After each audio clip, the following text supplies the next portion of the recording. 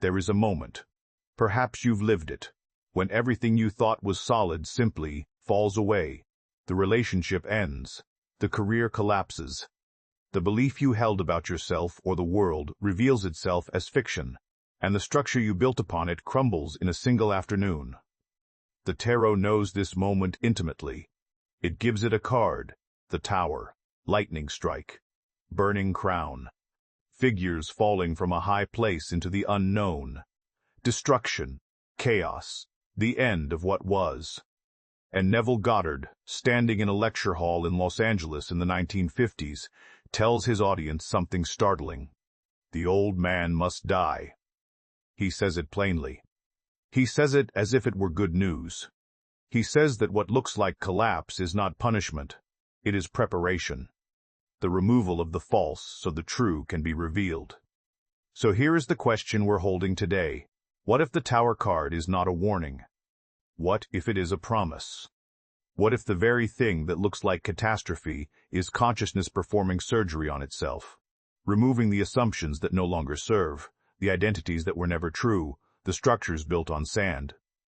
And what if Neville Goddard's teaching on the death of the old man and the birth of the new is the same truth the tarot has been whispering for centuries through the image of the burning tower?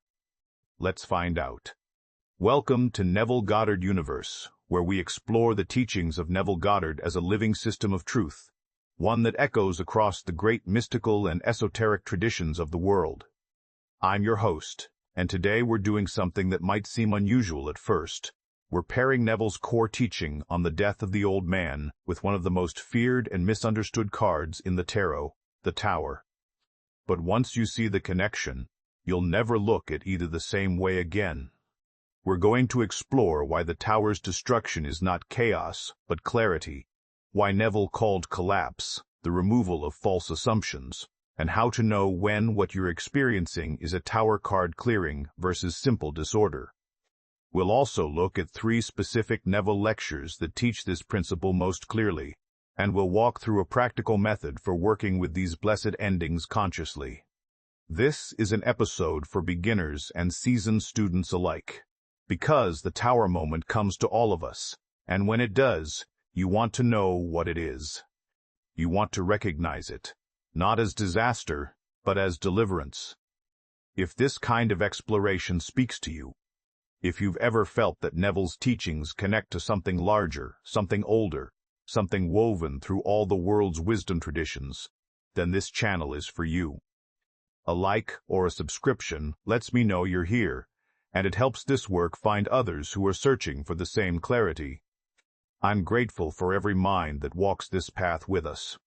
Now let's begin. Neville Goddard's teaching can be summed up in a single sentence. Consciousness is the only reality. Everything you experience flows from what you are conscious of being, not what you wish to be, not what you hope to become, what you are conscious of being now. That is what you will encounter in the world.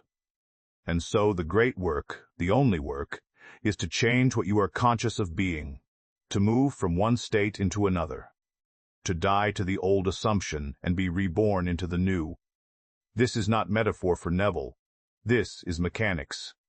In his 1954 lecture, The Pruning Shears of Revision, he tells his audience plainly, you must die to what you were in order to live as what you desire to be.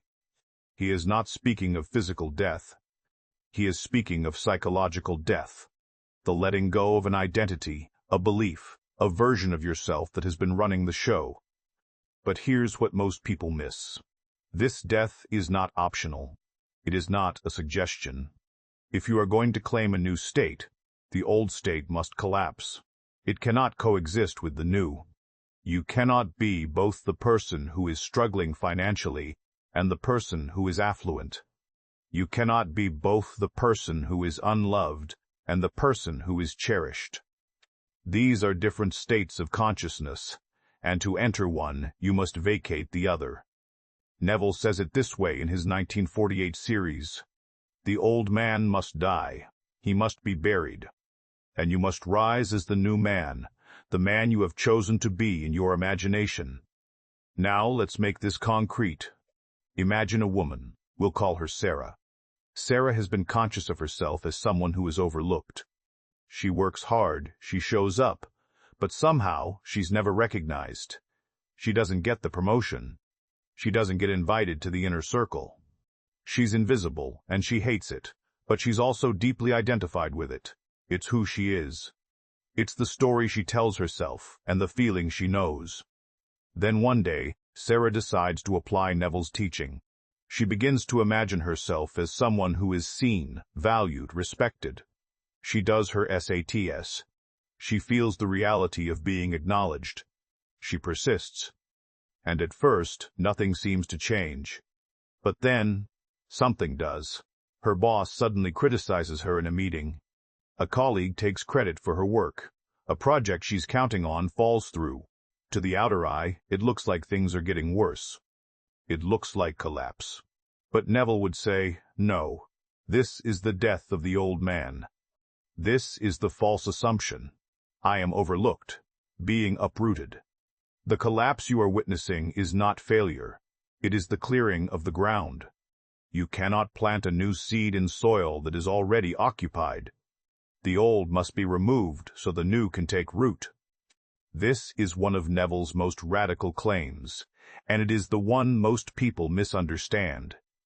They think that if they imagine correctly, everything will simply improve smoothly and painlessly. But Neville never promised smooth. He promised true.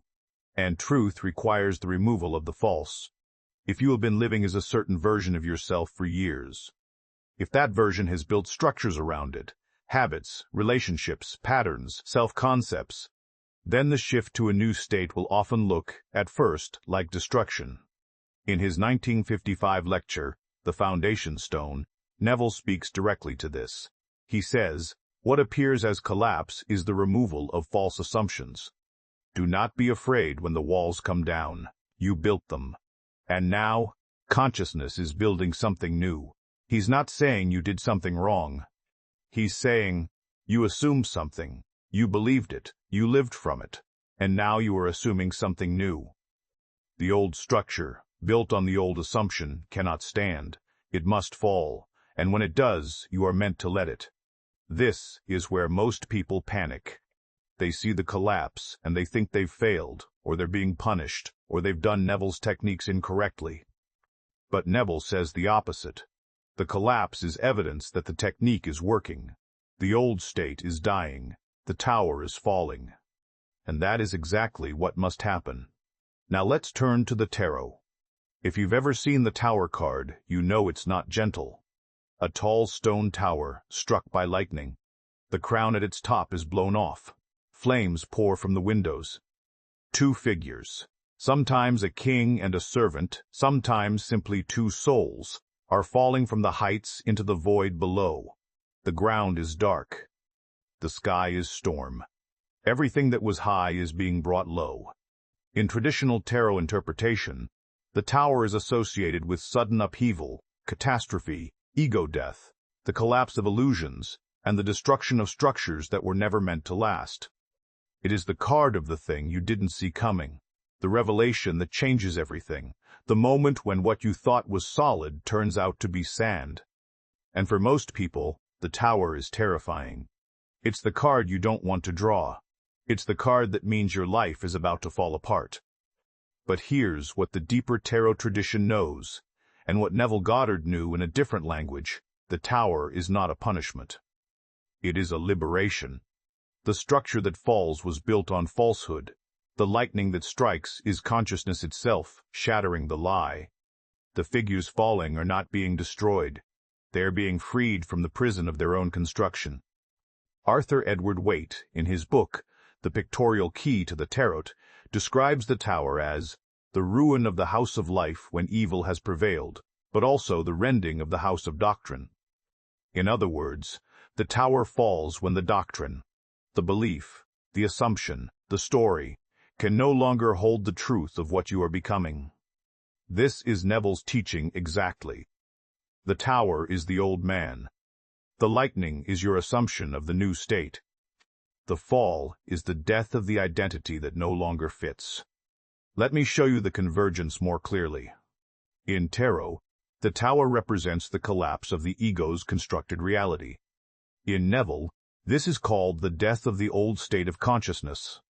In tarot, the tower is struck by divine lightning, a force from beyond the tower itself. In Neville, the lightning is your imagination, your I am, the consciousness that chooses to assume a new state.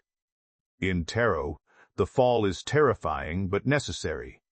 The figures must leave the tower to reach the ground, which is the place of new beginning. In Neville, the collapse of the old is the only way to make room for the new. Both systems are saying, you cannot transform while clinging to what you were. The structure must fall. The identity must dissolve. And the thing that looks like catastrophe is actually consciousness performing surgery on your life, removing what is false, what is limiting, what was built on an assumption that no longer serves. Now here's where it gets even more interesting. In the tarot, the tower is card 16. In Kabbalistic tarot, it corresponds to the Hebrew letter Pe, which means mouth. The mouth speaks. And what does the mouth speak? The word. And what is the word in Neville's teaching? It is your assumption. It is what you say I am to. The tower falls when the mouth, when consciousness, speaks a new word. When you say I am something other than what the tower was built to house. Do you see it? The tower is not random destruction. It is the inevitable result of a shift in consciousness. You speak a new word. You assume a new state. And the old structure, which was only ever a reflection of the old state, cannot stand. It falls. And the tarot, like Neville says, this is good. This is necessary.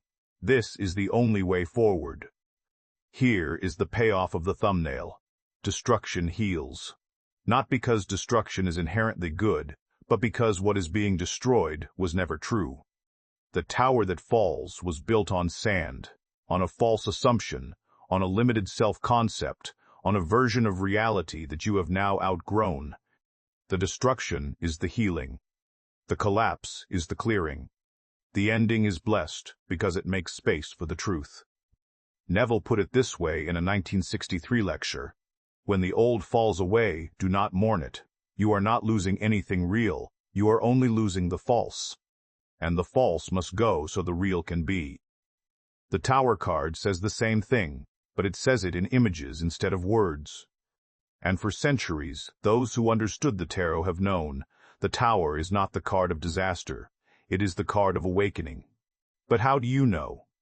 How do you distinguish between a Tower card event, a clearing, a blessed ending, the collapse of a false structure, and simple chaos? Because life does contain disorder. Not everything that falls apart is a spiritual initiation. Not every ending is meaningful. So what is Neville's test? Here it is. A Tower event is tied to a shift in your assumption. Chaos is not. Let me say that again.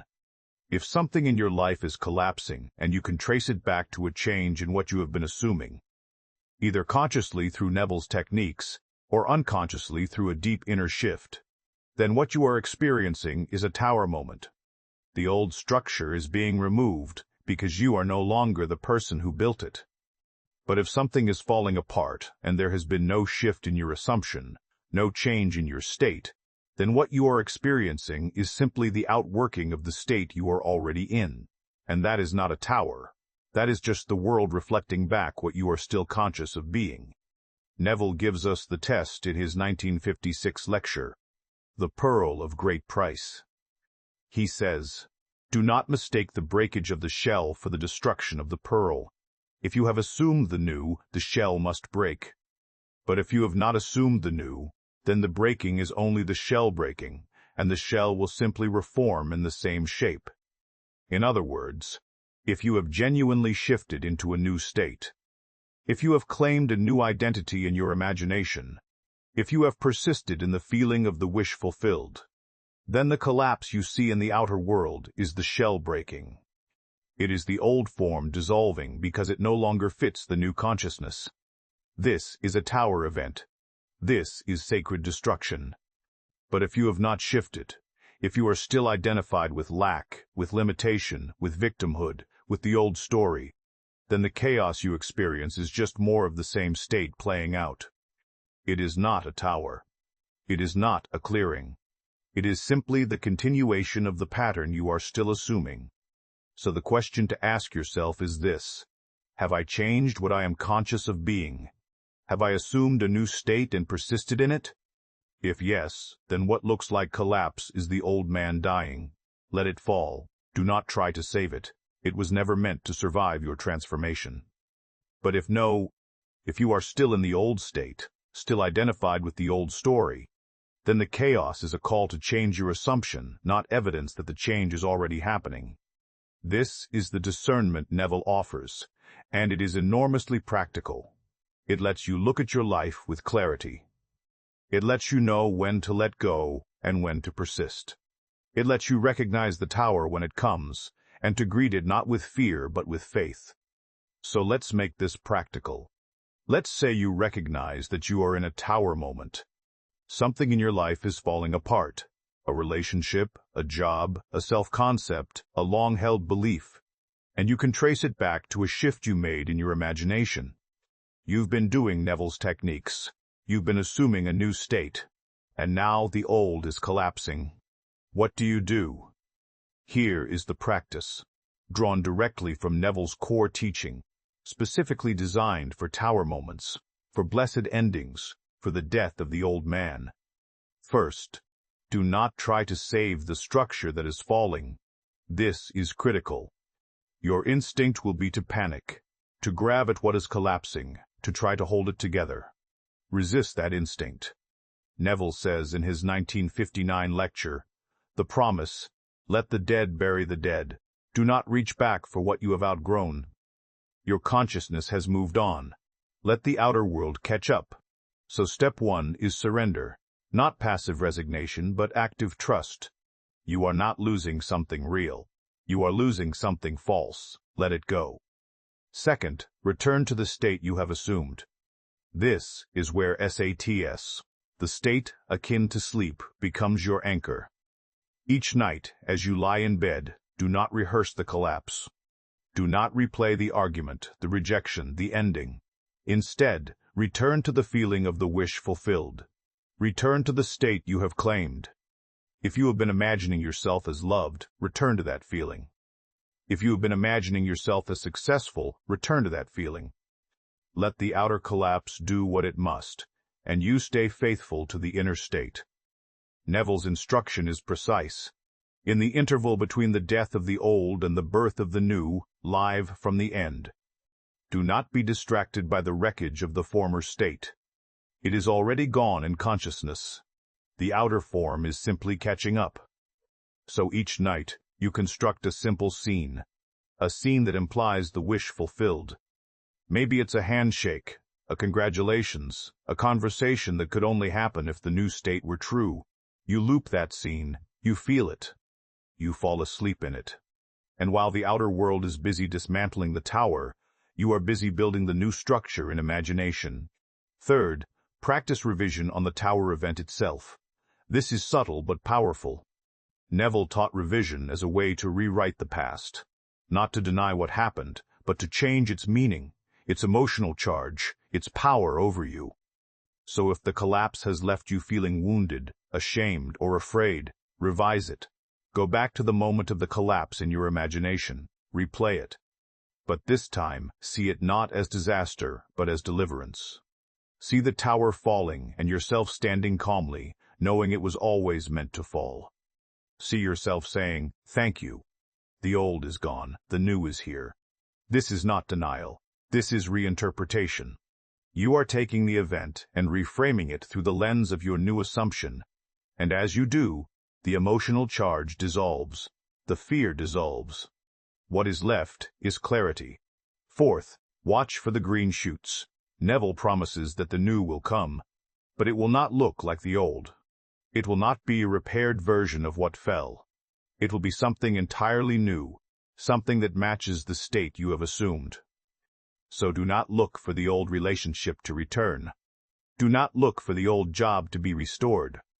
Look instead for the new form, the new opportunity, the new relationship that fits the new you. And when it comes, And it will. Recognize it. Claim it. Say yes to it. Neville says in The Law and the Promisas, the bridge of incidents will appear. You do not build the bridge. You only assume the state. Consciousness builds the bridge, and it will be unlike anything you could have planned. So trust the process. Let the tower fall. Stay faithful to the state. Revise the collapse, and watch for the new to emerge. This is the practice. And if you walk through it with clarity and faith, you will find that the tower was never your enemy. It was your ally. It was consciousness itself, clearing the ground for your greater good. Now let's step back and ask the larger question. Why does this convergence matter? Why does it matter that Neville Goddard, speaking in mid-century Los Angeles, and the Tarot, emerging from the mystery schools of Renaissance Europe and before, arrive at the same truth about collapse and transformation? Because it tells us something fundamental about the nature of consciousness and the structure of reality. It tells us that the law Neville taught is not a technique. It is not a modern invention. It is not a personal philosophy. It is a description of how consciousness works, and it has been known, in different languages, across different cultures, for as long as human beings have looked inward and asked, what am I? What is this world? How does it change? The Tarot did not borrow from Neville. Neville did not borrow from the Tarot. And yet they speak the same truth, because they are both pointing at the same reality. Consciousness is the builder. The outer world is the reflection. And when consciousness changes, the outer world must change to match, even if that change looks, at first, like destruction. This is what the great traditions have always known. The Buddhists call it the dissolution of attachment. The mystics call it the dark night of the soul. The Kabbalists call it the breaking of the vessels. The alchemists call it the nigredo, the blackening, the first stage of transformation. And Neville calls it the death of the old man. Different languages, same law. And here is what that means for you. You are not alone in this. The collapse you are experiencing, the ending you are walking through, the tower moment you are living. This is not random. This is not punishment. This is not evidence that you are doing something wrong. This is the ancient, universal process of transformation. This is consciousness outgrowing its shell. This is the soul shedding a skin that no longer fits. And if you can recognize it for what it is, if you can see the tower falling and know that what is falling was never meant to stand, then you can walk through it with grace. You can let it fall without fear. You can trust that what is being destroyed was only ever a reflection of an old assumption, and that the new reflection, the one that matches your new state, is already forming in the invisible. Neville said it beautifully in 1954. You are not at the mercy of the world. You are the builder of the world. And when you change what you are building from, the old structure must go. Do not mourn the ruins. Build anew. The Tower card says the same thing, but it says it in a single image: the lightning, the fall, the figures tumbling into the unknown. And beneath that image is a promise, not a threat. The promise is this: what is true cannot be destroyed. Only the false falls. And when it does, you are left standing on solid ground, ready to build again from truth. So we return to where we began. The Tower card. The old man must die. Destruction heals. These are not three separate teachings. They are one teaching, spoken three ways. And now you hold it. You know what the tower moment is. You know how to recognize it. You know how to walk through it. And you know that it is not an ending you should fear. It is an ending you should bless. If this exploration has opened something for you, if it has given you a new way to see the collapses and clearings in your own life, then I am honored to have walked this path with you. A like or a subscription keeps this work alive, and I am grateful for every mind that joins us here in the search for truth across traditions. The next time you see something fall, in your life, in your world, in your self-concept, ask yourself, Is this the tower? Is this the old man dying? Is this consciousness clearing the ground? And if the answer is yes, then do not resist. Do not grieve. Do not try to rebuild what was.